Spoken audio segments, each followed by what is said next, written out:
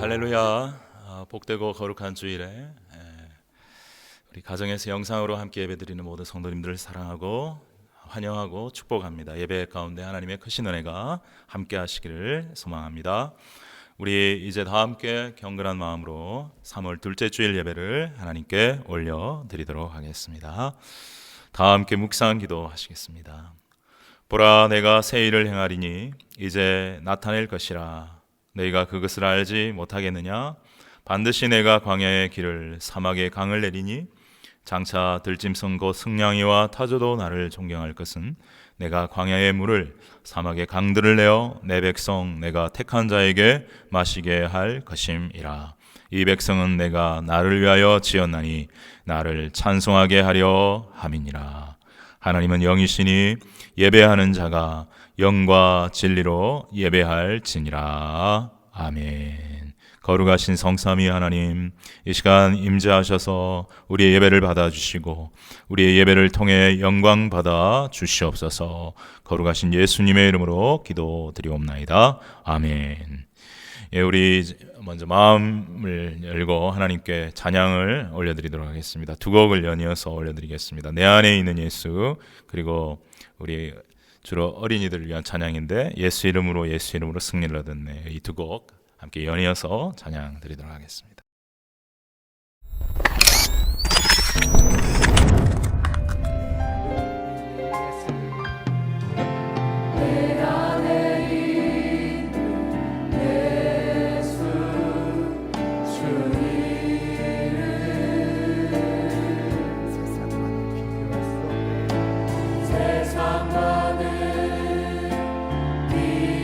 비교할 수 없네.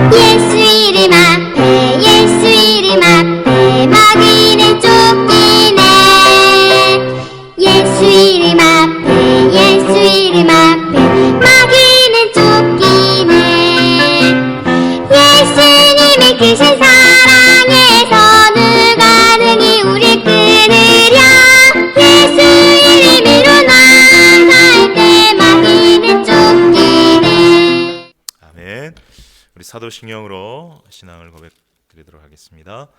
전능하사 천지를 만드신 하나님 아버지를 내가 믿사오며 그 외아들 우리 주 예수 그리스도를 믿사오니 이는 성령으로 잉태하사 동정녀 마리아에게 나시고 본디오 빌라도에게 고난을 받으사 십자가에 못 박혀 죽으시고 장사한 지 사흘 만에 죽은 자 가운데서 다시 살아나시며 하늘에 오르사 전능하신 하나님 우편에 앉아 계시다가 저리로서 산자와 죽은 자를 심판하러 오시리라. 성령을 믿사오며 거룩한 공예와 성도가 서로 교통하는 것과 죄를 사하여 주시는 것과 몸이 다시 사는 것과 영원히 사는 것을 믿사옵나이다. 아멘. 이 시간 우리에게 오늘 주시는 하나님의 말씀 함께 봉독하도록 하겠습니다. 오늘 우리에게 주시는 말씀은 신약성경 사도행전 16장 22절부터 26절의 말씀입니다. 사도행전 16장 22절부터 26절까지의 말씀입니다. 제가 봉독하겠습니다. 무리가 일제히 일어나 고발하니 상관들이 옷을 찢어 벗기고 매로 치라 하여 많이 친 후에 옥에 가두고 간수에게 명하여 든든히 지키라 하니 그가 이러한 명령을 받아 그들을 깊은 옥에 가두고 그 발을 착고에 든든히 채웠더니 한밤중에 바울과 실라가 기도하고 하나님을 찬송하며 죄수들이 듣더라. 이에 갑자기 큰 지진이 나서 옥터가 움직이고 문이 곧 다 열리며 모든 사람의 매인 것이 다 벗어진지라. 아멘. 이제 우리 다 함께 찬송가 91장 슬픈 마음 있는 사람 함께 힘차게 찬양 드리도록 하겠습니다.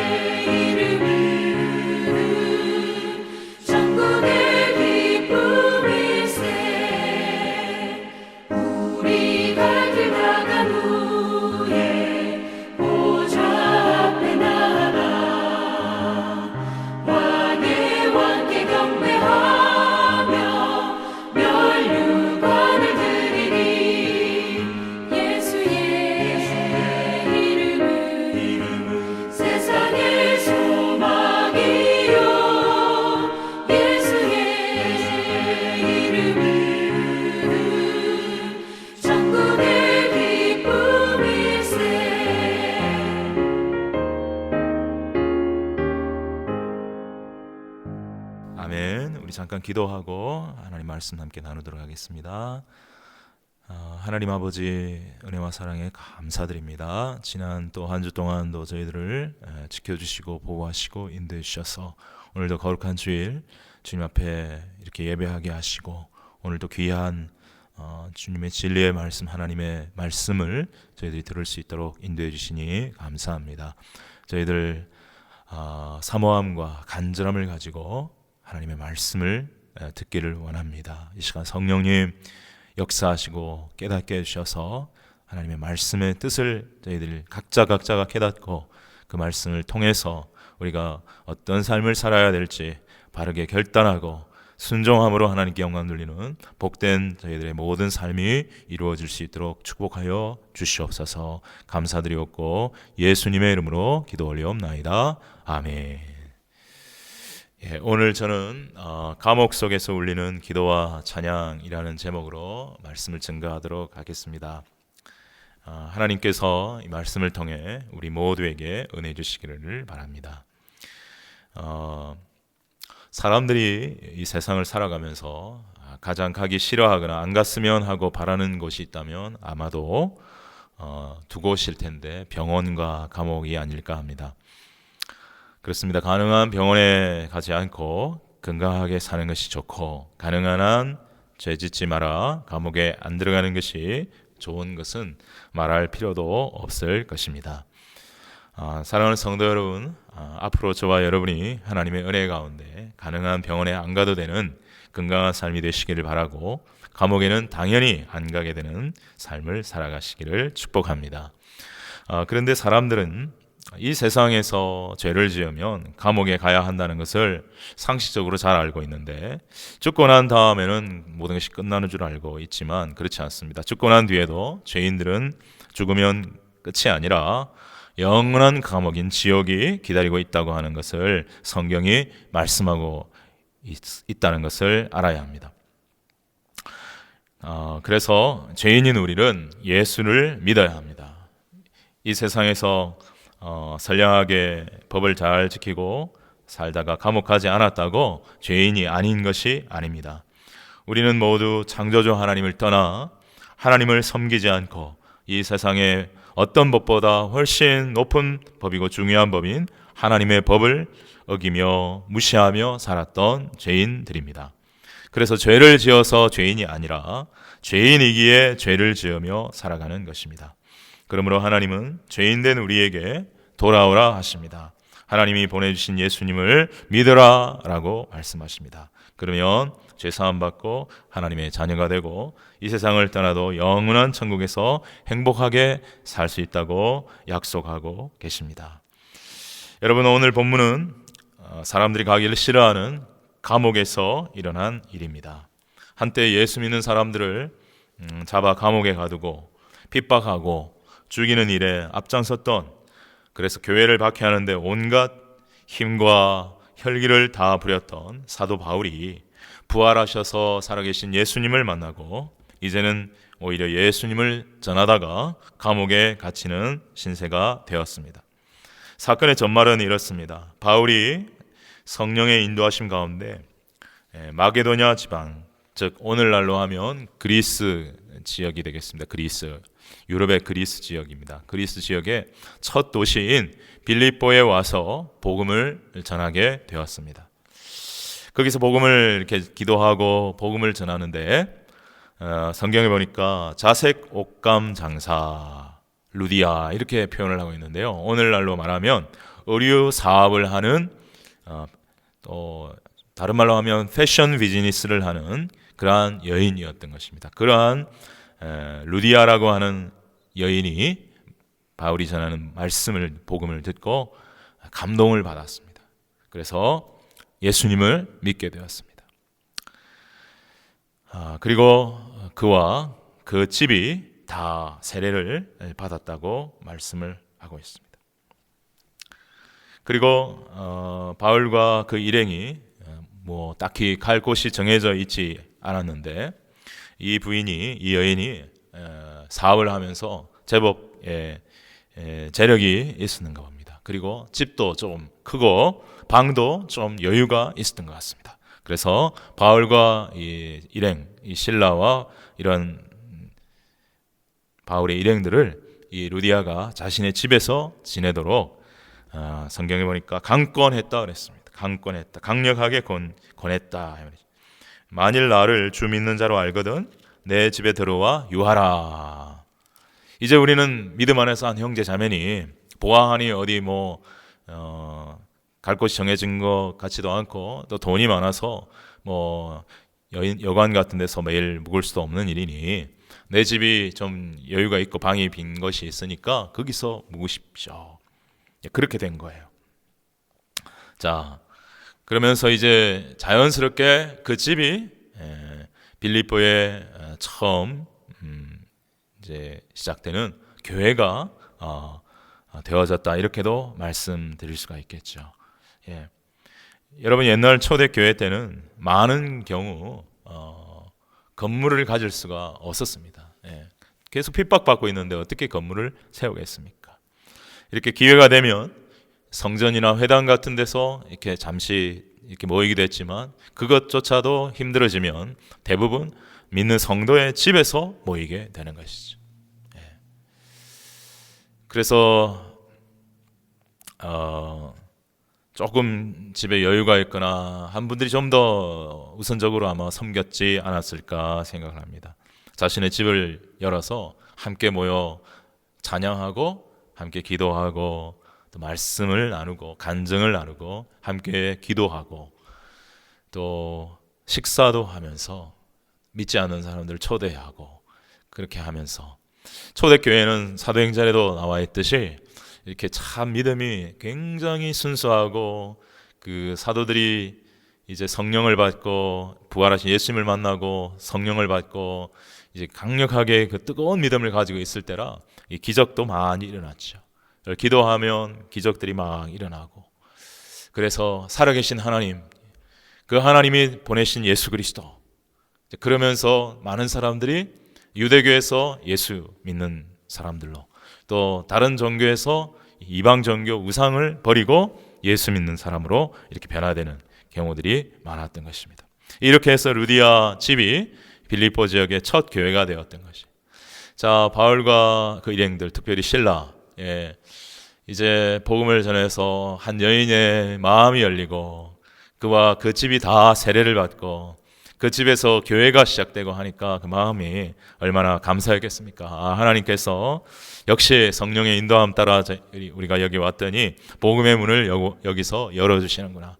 야, 얼마나 감사한가. 그러면서 이제 그런 감사와 기쁨과 감격을 가지고 계속 이제 복음을 전하는 길에 있었죠. 그런데 어느 날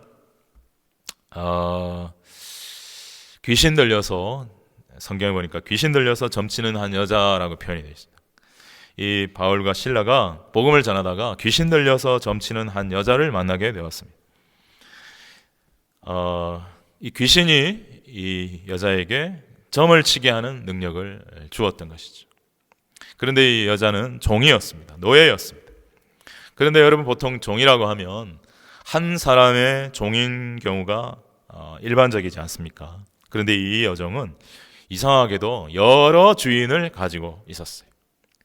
그리고 이 여자가 귀신의 도움으로 사람들이 어떤 미래에 대해서나 어떤 문제에 대해서나 자기의 과거 일이나 이런 것들에 대해서 물어보면 귀신이 가르쳐줘 가지고 귀신같이 알아서 대답을 하니까 사람들이 영하다 그래가지고요, 막 이게 점을 치고 물어보고 그러면서 돈을 막 주는 거죠. 오늘날 우리 한국의 유명한 무당들, 그런 사람들이 그렇게 하듯이요. 자, 그러니까 돈을 제법 많이 벌었던 것 같습니다. 그런데 이 여자는 종이기 때문에 그 번 돈을 자기가 가지고 가는 것이 아니라 고스란히 이제 밥만 먹여주겠죠. 밥만 먹여주고 숙식은 제공하겠죠. 근데 그 모든 돈의 수입은 그 여러 주인들이 가지고 가는 그런 상황이었습니다. 참, 이 여종은요, 육신적으로도 여러 명의 주인들이 다스리는 여러 사람들의 주인에게 매여 있는 육신적으로도 자유가 없는 종이었을 뿐 아니라 안타깝게도 그 영혼조차도 악한 영인 귀신에게 붙들려서 살아가는 불쌍하고 가련한 여인이었던 것입니다. 그런데 이 여자가 어떻게 알았는지 자꾸 바울 일행을 따라다니면서 큰 소리를 지릅니다. 물론 그 속에 있던 귀신이 지르는 거겠죠. 우리 읽지 않았지만 사도행전 16장 17절에 보면 이렇게 말씀하고 있습니다. 그가 바울과 우리를 따라와 소리 질러 이르되 이 사람들은 지극히 높은 하나님의 종으로서 구원의 길을 너희에게 전하는 자라. 제가 이렇게 천천히 따박따박 읽었지만 이 귀신은 소리를 지르면서, 귀신은 괴성을 지르잖아요 보통. 그러니까 이 내용은 귀신도 때로는 맞는 말을 하는 것 같습니다. 그래서 맞는 말이지만 아마도 그 귀신의 음성은 절대 은혜로운 소리가 아니었을 거예요. 귀신 들린 소리, 우리가 TV 같은 데 가끔 보면은 이상한 소리를 지르잖아요. 약한 영이기 때문에. 그렇게 하니까 얼마나 거슬렸겠어요. 여러분, 귀신이 때로는 맞는 이야기도 하는 것 같습니다. 하나님이 보낸 예수 그리스도의 복음의 종 바울, 그는 하나님의 종이고 구원의 복음을 전하는 사람이라고 막 소리를 지릅니다. 그러나 문제는 귀신이 그렇게 잘 알면 자기가 먼저 하나님을 믿고 예수님을 믿어야 되는데, 저는 성경에 어디에서도 귀신이 예수님을 믿었다, 회개하고 예수님을 믿었다는 이야기를 본 적이 없습니다. 아마 이것은 귀신은 이미 예수님을 믿고 돌아설 수 있는, 예수님 앞에 회개하고 돌아설 수 있는 그러한 처지가 아니고 이미 정죄되어 버린, 지옥으로 가는 것이 확정이 되어버린 그런 존재인 것 같습니다. 아는데 그러니까 회개를 못하는 거예요. 회개하고 싶겠지만 늦어버린 거죠. 어쨌든 바울은 맞는 이기는 하지만 귀신이 자꾸 이상한 괴성을 가지고 목소리를 가지고, 귀신의 소리는 절대 여러분 은혜롭지 않습니다. 주님의 음성, 성령의 음성, 하나님의 진짜 믿음의 사람들의 음성은요, 이상한 소리가 아니에요. 부드럽고 온유하고 은혜로운 소리예요. 그러나 귀신들의 소리는 굉장히 듣기 싫은 소리예요. 그런 소리를 자꾸 소리질러 떠들어대는 것이 싫었습니다. 여러분, 그렇습니다. 복음은, 또 진리의 말씀은 그 복음을 분명하게 믿고 의지하는 사람들이 외치고, 또 천사들 정도 되어야 외치고 할 때 아름답고 거룩한 것이지, 여러분 믿지 않는 사람들이 복음에 대해서 이러쿵저러쿵 얘기하는 거 다 들어보면 다 이상한 소리 하는 거예요. 그 뉘앙스도 그렇고 목소리도 그렇고, 특별히 귀신들이 하는 소리면 얼마나 듣기 싫겠습니까? 아름답지 않습니다. 믿지도 않으면서 하는 말이기 때문인 것이. 그렇게 며칠이 지났다고 말씀을 하고 있습니다. 귀신 들린 여종은 바울 일행을 만나기만 하면 그렇게 그 안에 있는 귀신이 소리를 질렀습니다. 그러자 드디어 하루는 바울이 괴로워하다가 더 이상은 안 되겠구나, 그래서 그 여자 속에 있는 귀신을 향하여 선포했습니다. 우리 사도행전 16장 18절에 보면 이렇게 말씀하고 있습니다. 이같이 여러 날을 하는지라 바울이 심히 괴로워하여 돌이켜 그 귀신에게 이르되, 여러분 여기서 바울은 그 여자에게 말한 것이 아니에요. 그 여자 속에 있던 귀신에게 얘기한, 이런 영적 세계가 분명히 있습니다. 보이지 않지만 악한 영이 있습니다. 바울은 성령 받고 예수 만나고 깊이 기도하고 정말 고난 속에서 말씀을 보고 주님의 인도함을 받고 주님과 가까이 하다 보니까 영적인 수준, 영적인 그러한 눈, 이런 것들이 굉장히 성숙되어 있는 거예요. 그래서 이제 그 귀신을 향하여 딱 선포하는 겁니다. 귀신에게 이르되 뭐라고 선포했습니까? 예수 그리스도의 이름으로 내가 내게 명하노니 그에게서 나오라. 아마 좀 더 단호하게 했을지는 모르겠습니다만은 어쨌든 예수 그리스도의 이름으로 내가 내게 명하노니 그에게서 나오라. 그럴 때 귀신이 두말하지 않고 그 영적 권위에 눌려 예수 이름의 권세에 눌려서 나왔다고 말씀하고 있습니다. 귀신이 즉시 나오니라, 이렇게 말씀하고 있습니다. 영적 수준이 낮거나 영적 능력이 약한 사람들은 귀신 붙들고 귀신 쫓느라고 몇 시간씩 귀신 쫓는다는 얘기를 들은 적이 있습니다. 찬송하고 보혈 찬송 부르고 예수 이름으로 외치고 아무리 해도 말을 잘 안 듣는다 했습니다.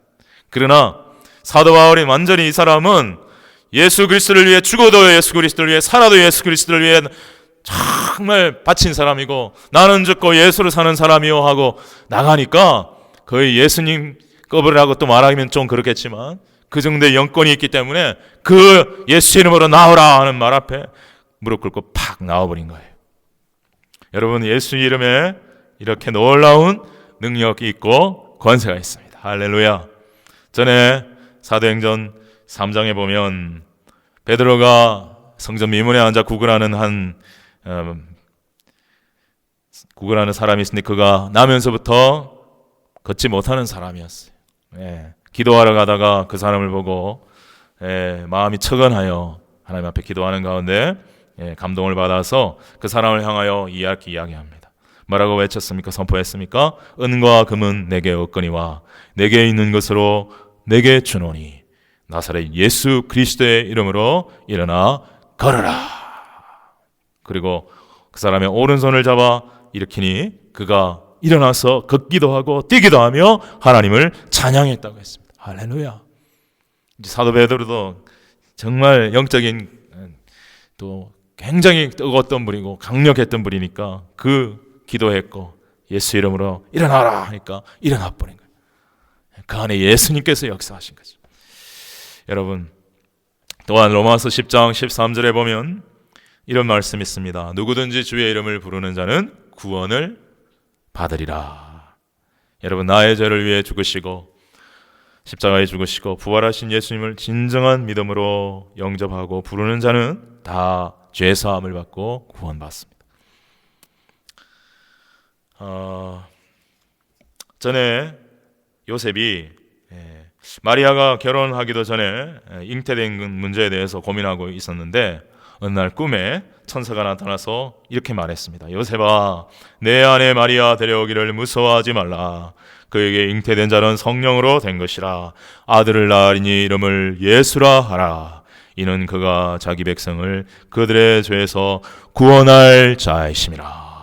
여러분, 예수 이름이 무슨 뜻이라고요? 그의 백성을 그들의 죄에서 구원할 자. 바로 예수 이름이 구원의 이름입니다. 여러분, 예수 이름은 놀라운 이름입니다. 구원의 이름이요, 귀신을 내어 쫓고 병을 고칠 수 있는 능력의 이름이고 권능의 이름입니다. 우리 이 시간 한번 다 함께 능력의 이름 예수 함께 찬양하는 시간 가졌으면 좋겠습니다. 능력의 이름 예수 함께 찬양하겠습니다.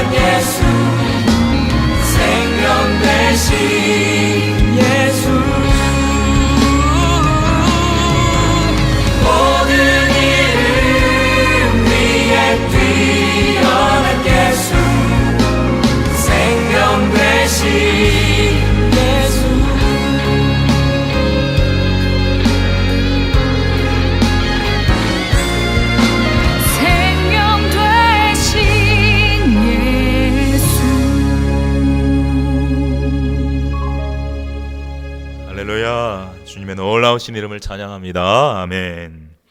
예, 그런데 이것으로 끝난 것이 아닙니다. 귀신이 나간 여종은 그런데 더 이상 이제 점을 칠 수 없었습니다. 귀신이 나가고 나니까 점칠 능력이 사라져 버린 것입니다. 그러자 점을 쳐서 돈을 벌어야 하는데 점을 치지 못하니 돈을 벌 수가 없게 되었습니다. 이것을 본 주인들이 화가 머리끝까지 났습니다. 점치는 여정을 통해서 그래도 수입이 상당히 괜찮았었는데 이제 그 수입이 끊어지게 되었다라고 생각하니까 너무 분노하게 되었습니다. 다시 귀신을 불러들여야 되는데 그럴 수도 없고, 그래서 화가 난 이들은 바알과 실라를 붙잡았다고 말하고 있습니다. 그리고 지금 같으면은 경찰서 같은 것이겠죠, 파출소 같은 것이겠죠, 거기로 끌고 갑니다. 그러면서 말하기를 20절 21절에 보니까 이 사람들이 유대인인데 우리 성을 심히 요란하게 하여 로마 사람인 우리가 받지도 못하고 행하지도 못할 풍속을 전한다라고 막 이렇게 고발을 하는 겁니다. 이상한 사상을 갖고 와가지고 우리하고는 맞지 않은 이상한 그런 소리를 하고 돌아다닌다고, 혹세무민한다고, 사람들을 미혹시킨다고, 이상한 사람들이라고, 이 사람들 조사해봐야 된다고 이렇게 한 거예요. 자, 그러면 좀 예의를 갖추고 뭐 물어보기도 하고 질문도 하고 재판도 하고 이렇게 해야 되는데 어떤 일이었는지 모르겠습니다. 이 사람들이 뭐 아는 사람이 있어서 돈을 좀 줘갖고 매수를 했는지 모르겠지만 이 관리들이 다짜고짜 바울과 실라에게는 한마디 말도 물어보지도 않고 무조건요 그 입고 있던 옷을 찢어 벗기고 매로 치라 이렇게 명했다고 성경은 말씀하고 있어요. 22절에 보니까 무리가 일제히 일어나 고발하니 상관들이 옷을 찢어 벗기고 매로 치라 하여, 오늘 본문 우리 22절 아닙니까? 예, 다짜고짜 옷을 찢어 벗기고 말이에요. 매로 치라. 이거 완전 인격 모독이죠. 아직 죄가 확정된 것도 아닌데 옷을 찢었다. 옛날에는 뭐 지금도 옷이 귀하지만 옛날에는 정말 옷이 굉장히 귀한 거거든요. 어떨 때는 그 옷 자체가 이불이기도 했던 거예요. 그래서 가난한 사람들에게는 이 옷 함부로 뺏지 말아라, 굉장히 그런 말씀들도 있어요. 근데 그 옷을 잡아 찢어버린 거예요. 그리고는 매를 때린 거예요. 아마 맨살에 맞는 게 더 아프니까 그렇게 아프게 때리려고 했는지 모르겠습니다. 매를 때리라고 하니까 23절에 보니까 많이 친 후에라고 말하고 있어요. 많이 때렸다고 그랬어요. 몇 대인지는 모르겠지만 상당히 많이 때렸나 봐요. 자, 그리고 나서 옥에 가두고 간수에게 명하여 든든히 지키라, 그렇게 명했어요. 그러자 간수가 24절에 보니까 그가 이러한 명령을 받아 그들을 깊은 옥에 가두고, 깊은 옥이라고 하는 것은 감옥의 저 가장 밑에 있는 어떻게 보면 지하로 파갖고 이렇게 굉장히 축축하고 습기도 많고 벌레도 있는 그런 가장 악한 죄인들을 가두는 곳인 거라는 생각을 하게 되죠. 그런 깊은 옥에 가두고 그 발을 착고에 든든히 채웠다 말하고 있습니다. 착고는 우리가 생각해 보면 이 수갑은 이게 손목에 채우잖아요. 손목에. 그런데 이 착고는 발목에 채우는 거예요. 사람이 손목에 수갑을 차면 발이 있으면 걸어는 다닐 수 있잖아요, 그죠? 그런데 발목에다 착고를 채우면 걸어가지를 못하는 거예요, 이제. 이거는 정말 힘든 일이죠. 자, 그렇게 이제 감옥에 던져지게 되었습니다. 참 빌보에 와서 복음을 전해서 자족감 장사 루디아가 마음을 열고 복음을 받아들이고 예수님을 영접하고, 그리고 그와 그 집이 다 세례를 받고, 그리고 그 집에 유하게 되고, 그 집에서 교회가 이제 시작되고, 정말 하나님께서 이 복음의 문을 열어주시는구나 감격하고 감사하는 가운데 있었는데, 뜻하지 않게 귀신 들려 점치는 여종을 만나서 그 여종으로부터 귀신을 쫓아준 사건으로 인하여 그들은 말할 수 없는 고통을 지금 당하고 있는 것입니다. 그런데 깊은 밤이 되었는데 깊은 밤 감옥석에서 울려 퍼지는 한 소리가 있었습니다. 그것은 바로 바울과 실라가 하나님께 드린 기도와 찬송 소리였습니다. 25절을 제가 한번 읽어보겠습니다. 한밤중에 바울과 실라가 기도하고 하나님을 찬송하며 죄수들이 듣더라. 자, 단도직입적으로 여러분이 이런 상황 같으면은 이렇게 하나님 앞에 기도하고 찬송하기가 쉽겠습니까? 쉽지는 않겠죠. 그러나 역시 바울은 참 귀한 하나님의 사람이었습니다. 어떤 상황 속에서도 바울이 스스로 선포하고 가르쳤던 말씀처럼 항상 기뻐하라, 쉬지 말고 기도하라, 범사에 감사하라. 저는 거기다가 항상 찬송하라 이거 하나 붙었으면 참 좋았을 텐데, 그러면 세트가 탁 맞아떨어지는데 그런 생각이 듭니다만, 어쨌든 그는 어떤 상황 속에서도 하나님께 기도하고 하나님을 의지하고 하나님을 찬송했어. 왜냐하면 찬송은 성도가 마땅히 하나님께 드려야 할 것이기 때문에. 살아도 주님의 것, 죽어도 주님의 것인 사람은 어떤 상황 속에서도 하나님께 찬양할 수가 있어요. 자, 그런데 더 놀라운 것은 그 기도와 찬송이 울려 퍼지는 가운데 그 감옥 속에 놀라운 일이 벌어진 것이었습니다. 26절에 보니까 이에 갑자기 큰 지진이 나서 옥터가 움직이고 문이 곧 다 열리며 모든 사람의 메인 것이 다 벗어진지라 그랬어요. 갑자기 지진이 막 큰 지진이 일어났다 그랬어요. 옥터가 막 요동을 친 거예요. 그리고 그 옥문이 다 열리게, 자물쇠로 막 굉장히 튼튼하게 이렇게 잠겨있던 그 문들이 툭툭툭툭 다 끊어져 버린 거예요. 더 신기한 것은 모든 사람의 메인 것, 이 바울과 실라만이 아니라 모든 죄인들의 발목이나 손목에 묶어있던 그런 착고 같은 것들이 툭툭툭툭 끊어져 버린 거예요. 이것은 지진이야 뭐 우연히 일어날 수 있겠다 하지만 지진 가지고 그런 쇳덩어리들이 끊어질 일은 없잖아요. 이건 하나님이 분명히 하신 거예요. 하나님이 그들의 기도와 찬송을 받아주신 것이죠. 자, 그러자 이 일로 인해서 간수가 죄수들이 도망간 줄 알고, 그 죄수들이 도망가면 그들에 대한 책임을 자기가 다 고스란히 지고 심지어 사형까지 당할 수 있기 때문에 스스로 자결 하려고 그랬어요. 칼을 들고 내가 차라리 먼저 죽겠다.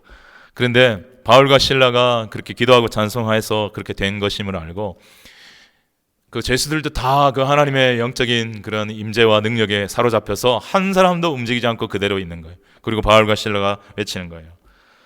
크게 소리질러 이르되 내 몸을 상하지 말라, 우리가 다 여기 있노라. 우리가 다 여기 있다. 죄인들도 다 여기 있다. 그러자 간수가 등불을 달라고 하여 뛰쳐들어가 무서워 떨며 바울과 실라 앞에 엎드렸다 그랬습니다. 무서워 엎드렸다. 그를 통해서 나타난 그 하나님의 영적 권위, 눈에 보이지 않지만 역사하시는 하나님의 그 살아계심과 그 신령한 권위 앞에 바울에게 사실 무릎 꿇었지만 하나님께 무릎을 꿇은 것이, 하나님의 그 임재 앞에, 하나님의 그 능력 앞에 무서움을 가지고 경외함으로 이제 바울 앞에 무릎을 꿇은 것이죠. 선생들이여, 내가 어떻게 하여야 구원을 받으리까? 그러자 그 유명한 말씀을 하죠. 주 예수를 믿으라. 그리하면 너와 내 집이 구원을 받으리라. 주 예수를 믿으라. 자, 그렇게 해서 간수가 전도를 받게 되고, 자, 루디아도 자기가 예수님을 믿게 될 때 가족들에게 가서 복음을 듣게 하고 온 가족이 세례를 받게 했다 그랬어요. 우리 15절에 보면 그렇게 돼 있어요. 그런데 이 간수도 똑같이 그런 일을 하고 있어요. 33절에 보면, 32절 33절에 보면 주의 말씀을 그 사람과 그 집에 있는 모든 사람에게 전하더라. 그 밤 그 시각에 간수가 그들을 데려다가 그 맞은 자리를 씻어주고 자기와 그 온 가족이 다 세례를 받은 후 그들을 데리고 자기 집에 올라가서 음식을 차려주고 그와 온 집안이 하나님을 믿음으로 크게 기뻐하니라. 그렇게 돼 있어요. 자, 루디아의 가정이 구원받는 놀라운 역사가 일어났고, 이제 두 번째 그 빌립보 감옥의 간수의 온 가족이 구원받는 놀라운 역사가 일어난 것입니다. 할렐루야. 여러분, 제가 성경을 읽다 보니까 성경 속에 수많은 기도와 찬양이 나옵니다. 참으로 믿음으로 드리는 기도와 믿음으로 드리는 감사로 드리는 찬양은 너무나도 귀하고 아름다운 것이며, 어떻게 보면 우리 인간이 하나님께 드릴 수 있는 가장 순결하고 고귀한 것 중에 하나가 바로 기도와 찬양이 아닌가. 돈이 문제가 아니에요. 그 진짜 마음으로부터 우러나오는 깊은 감사와 감격과 믿음 속에서 올려드리는 그 기도와 찬양은요, 하나님의 마음을 그냥 너무 감동시키시는 거예요. 너무너무. 사실 우리 인간이 돈을 아무리 하나님께 많이 드려도 하나님이 그 돈에 깜빡하시겠습니까? 우주가 하나님의 것인데 생각해보면 그러지 않습니까? 근데 우리 하나님은, 하나님이 사랑으로 만드신 하나님의 형상, 우리 인간이 정말 그 마음에서 우러나오는 마음으로, 감사함으로, 믿음으로 하나님을 찬송하고 기도할 때 너무나 기뻐하시는. 그런데 특별히 은혜 많이 받고 좋은 환경에서 막 큰 축복을 받아서 드리는 기도와 찬양도 하나님 받으시겠지만, 이렇게 바울과 실라처럼 정말 어렵고 힘들고 메맞고 아프고 고통스러운, 그래서 마땅히 인간이기 때문에 분노할 수 있고 실망할 수 있고 화를 낼 수 있는, 사람들을 향하여, 자기들을 때린 사람들 그리고 그 주인들을 향하여 저주할 수 있는 그 상황 속에서도 그렇게 하지 않고 오히려 하나님을 바라보고 하나님 앞에 진심을 다하여 믿음으로 기도하고 찬양하는 그러한 모습을 하나님 너무나 귀하고 아름답게 보셨던, 그래서 하나님이 흔들어 버리신 거예요. 거기를 그냥 막 흔들어 버리신 거예요. 정신 차리라고. 이 사람들은 나의 귀한 사람들이라고. 그러니까 이런 놀라운 역사가 일어난 것이죠. 정말 제가 성경의 많은 기도와 찬양의 모습들을 보았는데 참 귀하고 아름다운 기도와 찬양이 있지만 가장 아름답고 귀한 찬양의 모습이 오늘 본문에 나오는 바울과 실라의 기도의 모습, 찬양의 모습이 아닌가. 왜냐하면 굉장히 어렵고 힘들고 몸이 아픈 상황에서 드리는 진실되고 믿음의 감사의 기도였고 찬양이었기 때문에, 여러분, 지금으로부터 한 28년 전이죠. 1992년,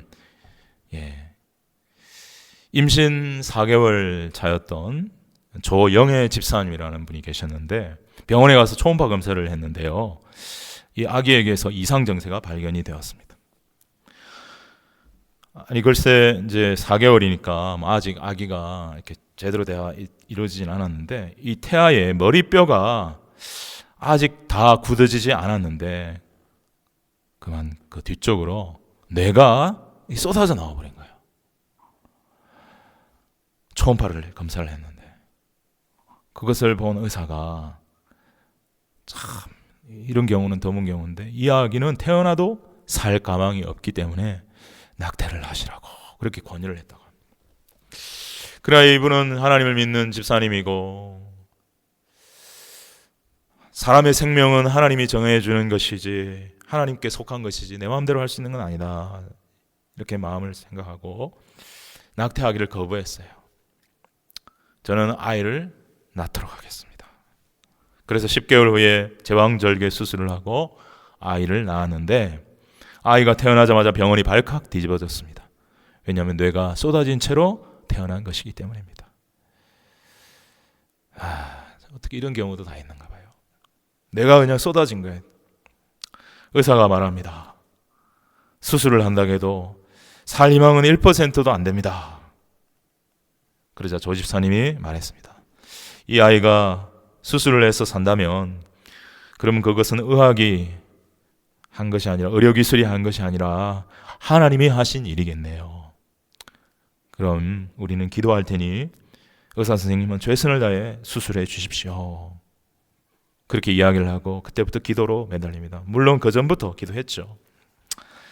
주님, 우리 아이를 살려주십시오. 주님, 우리 아이를 살려주십시오. 계속 눈물로 기도하고 또 교회 식구들이 기도하고 간절히 기도합니다. 가족들이 기도하고 3일 만에 이 아기가 수술대에 올라갔습니다. 그래서 이 머리뼈 밖으로 나온 뇌를 다 잘라내는데 대뇌의 70%, 소뇌의 90% 이상을 잘라내었습니다. 그런데 아기가 기적적으로 살아났어요. 그런데 의사는 또 한 번 절망적인 이야기를 합니다. 수술은 다행히 잘 됐는데 이렇게 뇌를 다 잘라내어 버렸기 때문에 이제 이 아기는 보지도 못하고 걷지도 못하고 말하지도 못하고 온몸에 장애가 너무 심해서 얼마 살 수 없을 것입니다. 그렇게 이야기를 하는 거예요. 그렇지만 하나님께 매달리며 기도하면서 33일 만에 퇴원을 했습니다. 너무 말라서 뼈가 드러나고 머리가 찌그러지고 너무 볼품이 없었습니다. 그러나 계속해서 어머니는 기도했습니다. 하나님께 맡겼습니다. 하나님 의지했습니다. 눈물로 기도했습니다. 아이가 자라서 여러 가지 고비를 넘깁니다. 8개월 때에 뇌출혈이 와서 또 큰 수술을 하고 또 여러 차례 수술을 하고 또 수술을 합니다. 나중에는 수술할 때마다 수술비 때문에 방 2개 되어 있었던 집이 1개로 옮기고 나중엔 지하 습한 반지하로 옮기면서 아이의 수술을 하는데도 이 조집사님은 주님이 고쳐주신다는 꿈과 희망을 잃지 않았습니다. 믿음으로 주님만 꽉 붙잡고 기도했습니다. 주님, 어떠한 모습이라도 좋으니 이 아기가 살아서 내 옆에 있게 하여 주시옵소서. 기도하고 또 기도하고 하나님께 매달렸습니다. 그런데 하나님의 은혜로 얼마 살지 못하고 죽는다는 아이가 하루하루 버텨 나가는 것입니다. 또 기도합니다. 이 아기 이름이 박모세인데 우리 모세가 이제 앉을 수 있게 도와주세요. 하나님, 앉을 수 있게 도와주세요. 그러니까 누워서 버둥거려 일어나지도 못했던 아이가 일어나 앉기 시작합니다. 그러자 하나님, 이제 모세가 일어나게 해주세요. 하나님, 제발 일어날 수 있게 해주세요. 기도하고 또 기도하니까 일어납니다. 이제 이번에는 모세가 걷게 해주세요. 모세가 걸을 수 있도록 해주세요. 그러니까 걷습니다. 할렐루야. 이 어머니는 기도하고 또 기도하고 또 기도하고 또 기도하고 또 기도해서 그 믿음의 역사로 기적을 체험해 가고 있었던 것입니다. 그런데 놀라운 것은 이 아이가 제대로 보지도 못하고 듣지도 못하고 말도 못하는데 집에서 구역 예배를 드리는데 5살쯤 되었는데 한 번도 듣지 못한 목소리로 누가 주기도문을 따라 하는 거예요. 가만 보니까 이 아기가 늘 구역 예배에 참석하다가 주기도문을 듣고 주기도문을 따라하기 시작했습니다. 더 놀라운 것은 이 박모세의 뇌가 대뇌의 70%, 소뇌의 90%가 다 잘라져 있었는데 정말 하나님이 하신 거예요. 그 뇌가 속에서 자라가지고 60%가 채워진 거예요. 60%가 채워진 거예요. 이 모세군은 지적장애 3급, 지체장애 3급, 시각장애 4급입니다. 한쪽 눈은 아예 보이지 않고 다른 한쪽 눈은 아주 조금만 보이는 정도, 귀도 한쪽만 들립니다. 지적 수준은 3살 정도의 수준입니다. 그런데 하나님이 또 감사하게도 이 청년에게, 이 아이에게 음악적 재능을 주셨어요. 교회에 와서 예배를 드리는데 찬양만 하면 아이가 기뻐서 어찌할 줄을 몰라요. 예배 시간에 성도님들과 함께 찬양을 하면 아이가 막 기뻐하고 반응을 하고 너무너무 좋아요. 그래서 조집사님이 매일같이 집에 가서도 찬양을 틀어주고 찬양을 들려주고 그렇게 했어요. 기도하고 그렇게 했어요. 찬양대에 찬양을 따라 부르던 아이가 음악에 재능이 있다는 것을 알게 되었습니다. 그래서 초등학교에 입학한 지 얼마 되지 않아서 장애 학부모 행사에 나가서 노래를 부르게 되었는데 이 노래에 감동을 받은 그 장소에 있던 한국 여자농구연맹 총재께서 여자 프로농구의 경기에 와서 애국가를 부르게 초대를 했습니다. 그래서 그가 장애가 있지만 애국가를 부르는 모습이 많은 사람들의 감동을 줬고 2009년 한국 스페셜 올림픽 전국 하계대회 개막식에서 애국가를 불렀고 2013년 평창 동계 올림픽 장애인 올림픽 개막식에서 애국가를 불렀습니다. 자, 이제 박모세 형제는 1992년생이니까 28살 정도 되죠. 백석예술대학에서 3살 진행인데 성악과를 졸업을 했어요. 그리고 난 다음 이제는 찬양사역자로서 전 세계를 다니며 주님을 찬양하고 있습니다. 그리고 그는 이렇게 고백합니다. 죽을 때까지 하나님을 찬양하면서 많은 사람에게 용기와 희망을 주는 사람이 되고 싶어요.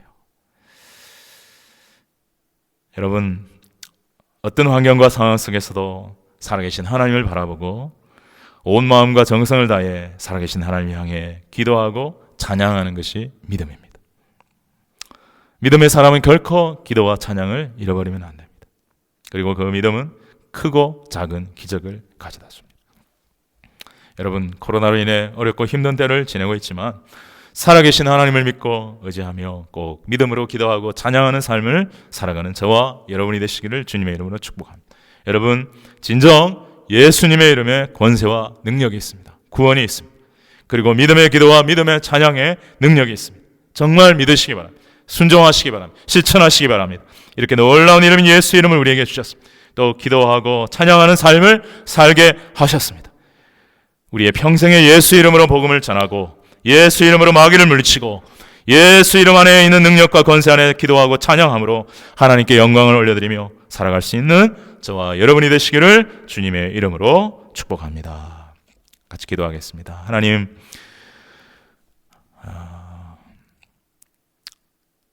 고통 속에, 억울함 속에, 환난 속에, 아픔 속에 있었던 바울과 실라가 그럼에도 불구하고 하나님을 향하여 감옥 속에서 믿음의 진실된 기도와 찬양을 드렸을 때 하나님 기뻐 받으시고 하나님 놀라운 기적을 이루시고 복음되게 하셨습니다.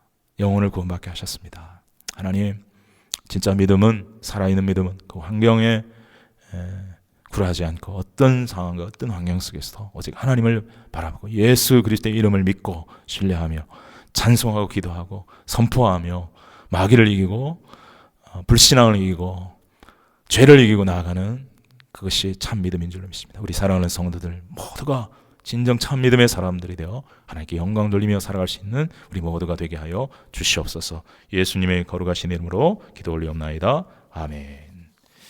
자, 우리 이 시간 함께 오늘 집을 나서기 전 함께 찬양 드리도록 하겠습니다. 오늘 집을 나서기 전 기도했나요?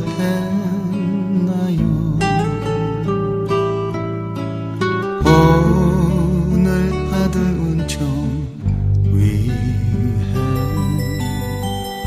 기도했나요?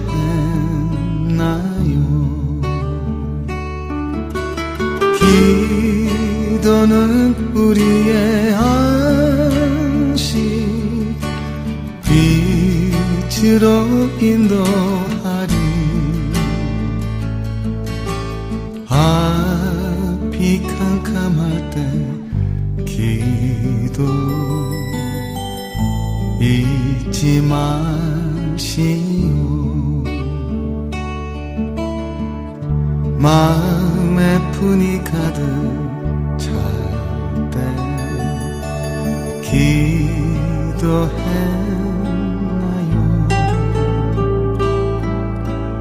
나의 앞길 막는 친구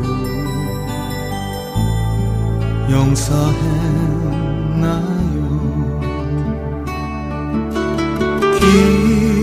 기도는 우리의 안식 빛으로 인도하리. 앞이 캄캄할 때 기도 잊지 마시오.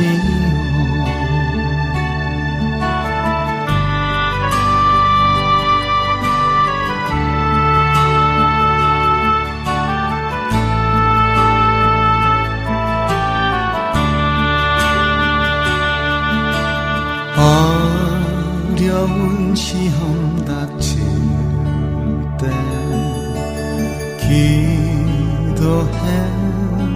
기도했나요?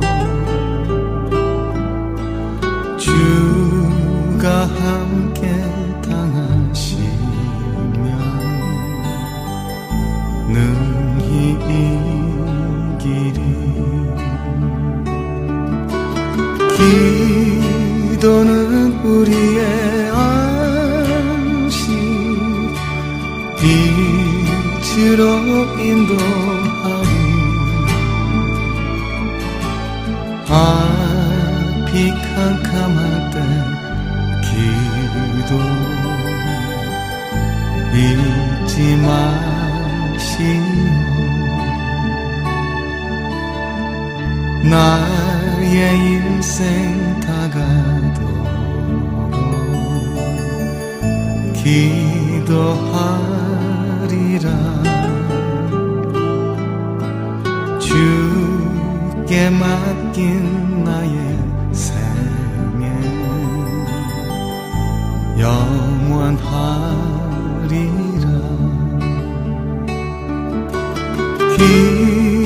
기도는 우리의 안식 빛으로 인도하리. 앞이 깊이 캄캄할 때 기도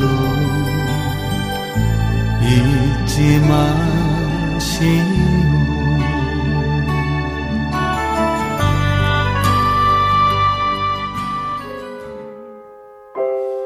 우리 함께 오늘 주신 말씀 기억하면서 합심으로 기도드리도록 하겠습니다. 무엇보다도 코로나가 빨리 속히 종식되어서 우리가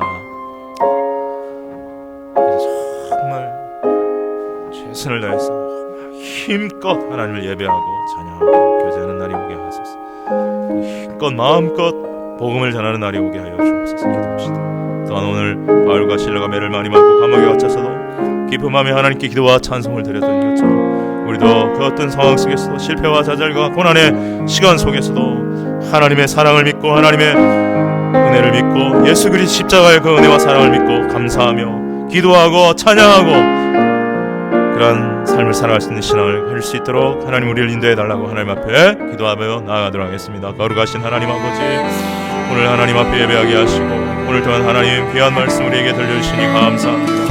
우리의 삶을 통하여 언제나 하나님 아버지 영광 돌리는 삶이 되게 도와주시고 아버지 속히 하나님의 은혜와 능력 가운데 하나님 역사하사 코로나가 속히 종치되게 도와주셔서 우리 억눌렸던 우리 갇혔던 아버지 성도들이 정말 아버지 마음껏 하나님을 찬송하고 소리쳐 예배하고 기도하고 마음껏 교제하고 마음껏 나아가 복음을 전할 수 있는 그날이 올 수 있도록 하나님께서 함께하여 주시고 또한 하나님 아버지 바울과 실라가 매를 많이 맞고 감옥에 갇혔음에도 불구하고 기쁜 마음에 하나님께 간절한 마음으로 믿음과 감사를 실어서 기도와 찬송을 드렸던 것처럼 하나님 우리가 어떤 상황에 있다 할지라도 어떤 어려움과 고난과 환난 속에 있다 할지라도 오직 살아계신 하나님 우리를 구원하시고 우리를 창조하시고 구원하시고 인도하시는 하나님 예수 그리스도의 십자가의 보혈로 우리를 사하여 주시고 용서하시고 하나님 자는 삼으시고 그 은혜와 사랑을 감사하며 하나님을 믿고 의지하며 하나님의 섭리를 믿고 뜻을 믿고 하나님 아버지 정말 기도하며 찬양하며 나아가는 우리의 삶이 되어줄 수 있도록 하나님께서 함께하여 주시옵소서. 주님 은혜를 감사합니다. 주님 이 시간 함께하시고 사랑하는 성도들 그러한 믿음의 사람들 다 될 수 있도록 하나님 역사하여 주시옵소서. 감사드립니다. 예수님의 이름으로 기도합나이다. 아멘. 하나님 아버지, 우리에게 주신 예수 이름은 놀라운 구원의 이름이며 능력의 이름이며 권세의 이름임을 믿습니다. 그 예수 이름을 우리가 진짜 믿고 영접할 때 우리가 구원받고 예수 이름을 진짜 믿고 우리가 믿음으로 선포하며 기도할 때에 주께서 역사하시며 응답하시는 놀라운 이름인 줄로 믿습니다. 또한 하나님 아버지 바울과 실라가 그러한 어려운 환경 고난 속에서도 하나님께 대한 감사를 잃지 않고 믿음을 잃지 않고 뜨거운 믿음으로 간절함으로 하나님께 기도와 찬양했을 때 하나님 그 기도와 찬양에 응답하셔서 기적을 베풀어 주셨던 하나님 아버지, 이 고난으로 인하여 어려운 가운데 있는 우리 모두가 믿음을 잃지 않고 하나님 아버지 사랑의 그 능력의 하나님을 바라보고 예수님의 십자가의 사랑을 믿으며 하나님에 대한 감사를 가지고 전심으로 기도하며 찬양하며 나갈 때 여러 가지 많은 어려움들이 다 물러가고 밝은 빛이 우리에게 임하고 하나님의 영광의 빛이 우리에게 임하며 하나님의 놀라운 영광을 나타내는 거룩한 삶 살아갈 수 있는 우리 모두가 되어지게 될 줄로 믿습니다. 그러한 삶 살아가는 우리 모든 성도들 될 수 있도록 은혜를 베풀어 주시옵소서. 감사드리옵고 존귀하신 예수님의 이름으로 기도 올리옵나이다. 아멘. 할렐루야. 2021년 3월 둘째 주일 예배를 허락하시고 받아주신 하나님 앞에 영광과 감사를 올려드립니다. 계속해서 말씀드리는 것처럼 올해 저희 교회 표가 시편 81편 10절에 근거해서 내 입을 크게 열라입니다. 그러면 하나님이 채우리라 말씀하셨습니다. 하나님의 은혜를 늘 사모하고 기도하고 찬양하고 감사하고 복음을 전하며 살아가는 우리 모두가 되기를 소망하고 축복합니다. 자, 특별히 우리의 죄를 사해 주시기 위해서 말로 다 할 수 없는 그 고난과 십자가의 고통을 또 죽음을 당하신 예수님의 깊은 사랑을 깊이 생각해보는 순한 그 사순절 기간을 저희들이 보내고 있습니다. 십자가를 지시고 우리를 위해 죽으시고 벌하신 주님이 우리가 어떻게 살아가면 좋을까 라고 생각하실지를 한번 잘 생각해 보시고요.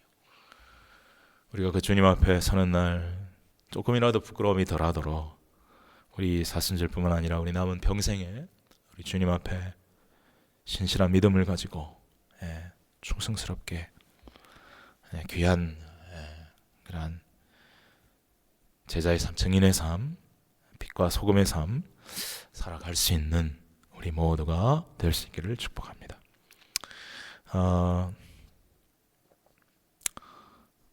축하할 일이 하나 있습니다. 바로 우리 이대정 형제와 임상희 자매가 셋째이죠. 딸 이진, 이름이 이진입니다. 두자입니다. 이진을 출산을 했습니다.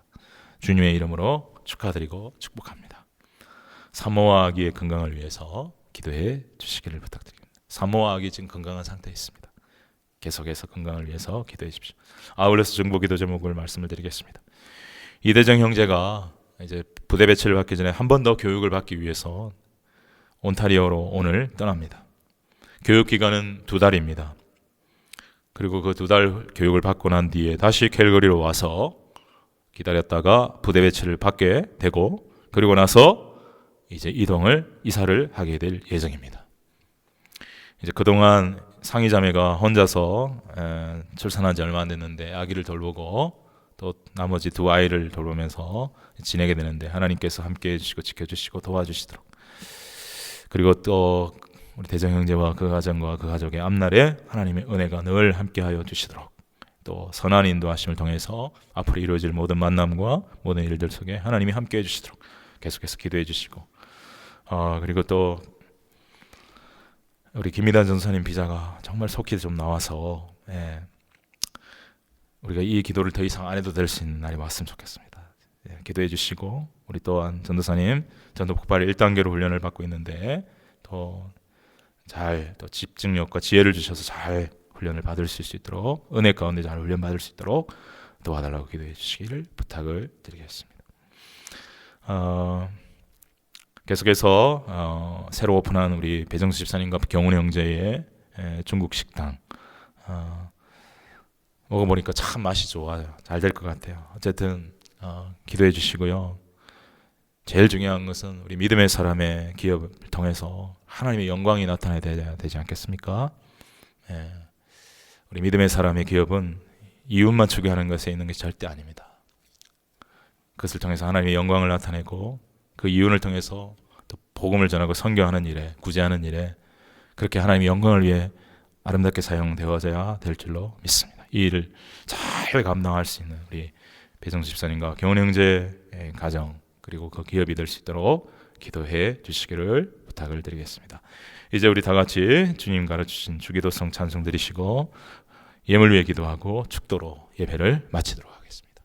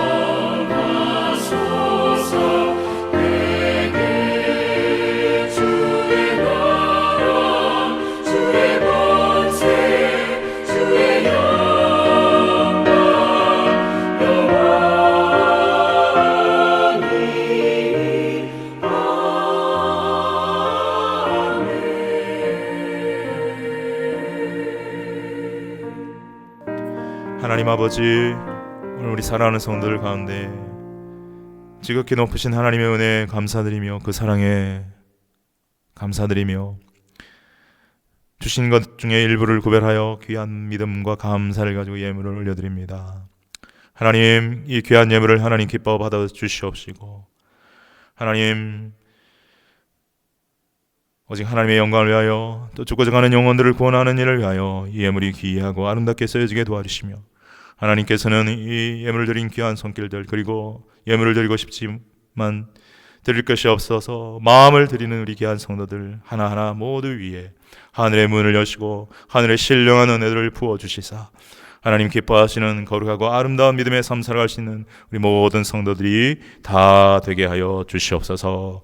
이제는 우리 주 예수 그리스도의 은혜와 하나님 아버지의 크신 사랑과 보혜사 성령님의 감화감동 교통하심과 충만케 하심이 어떤 상황 속에서도 살아계신 하나님 앞에 늘 기도하고 찬양하고 감사하며 예수 그리스도의 피 묻은 십자가의 복음을 전하며 살기를 소망하고 결단하는 사랑하는 모든 성도님들과 그 가정들과 자녀들과 직장과 산업 위에, 그리고 열방의 모든 선교사님들과 모든 주님의 교회들과 특별히 북한의 지하교회와 성도님들 위에 지금부터 영원토록 함께 하시기를 간절히 축원하옵나이다. 아멘.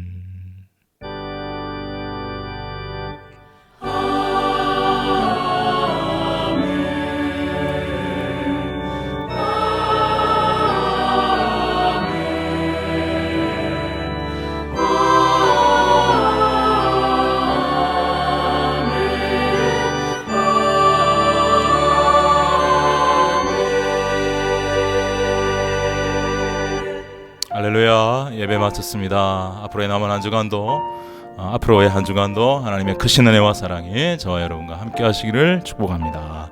감사합니다.